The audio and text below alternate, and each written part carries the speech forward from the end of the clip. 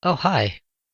Recently, I posted my first video and I saw all the comments, and I just wanted to say there were a lot more people than I anticipated. And to all of you, you have my thanks. Now for the actual video. While working on the last one, I realized that my animation skills are a little lacking, to say the least. So I've come up with a solution, and that is actually practicing. And I know you're probably going, "Oh my God, practice, you serious right now?" Don't worry, I'm thinking the same thing. So at the time of recording, I am completely alone and I have to suffer by myself. But for you guys, you have me. So if you want to do it with me, then nice. But that's okay because I figured out the perfect plan to get good at animation. And a little bird told me that what you need to do is go watch Alan Becker's 12 Principles of Animation and do that. I watched the video, like the 24-minute video of all these things, and I can confidently tell you I've already forgotten like half of them at least. So it'll be a nice refresher for me when we go to the canvas. Hello, welcome to my canvas.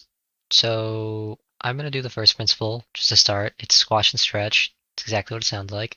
And I'm gonna do the ball bouncing animation. And I know you've probably seen it like a million times, but it's okay. This is just gonna be a quick little run through and then I'll work with the character or something.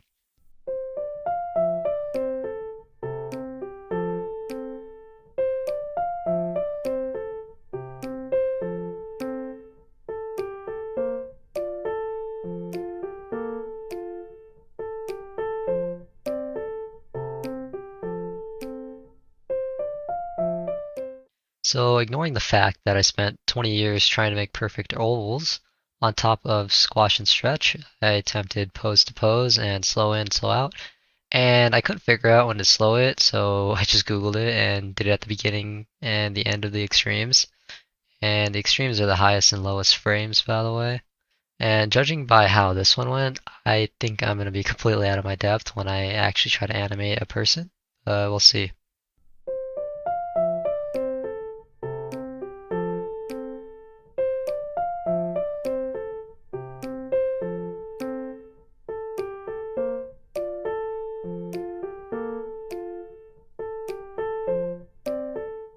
You might have noticed that I didn't line it, and that's because I'm lazy. I should have started with stick figure and make it easier for myself, but here we are now.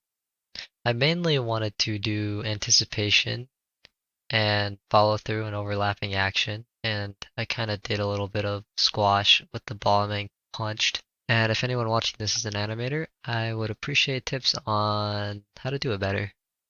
I'm gonna work on one more animation because I'm so slow and it's driving me insane.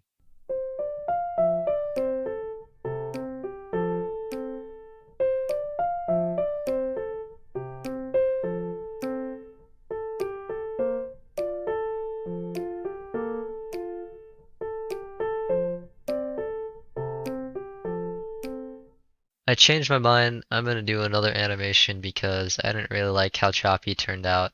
And I think it's because one, I didn't add enough in-betweens. Two, I worked on too many moving pieces at once, like the tail and the vase. And three, the timing seems to be off. So I'll be doing my actual last one to make me feel better.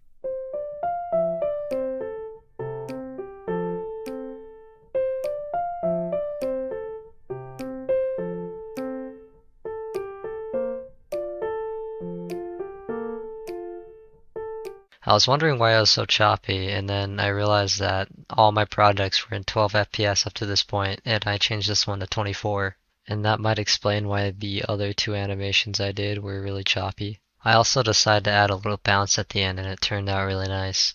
And you might be thinking, these were the shortest animations ever. I could have done this in 5 minutes.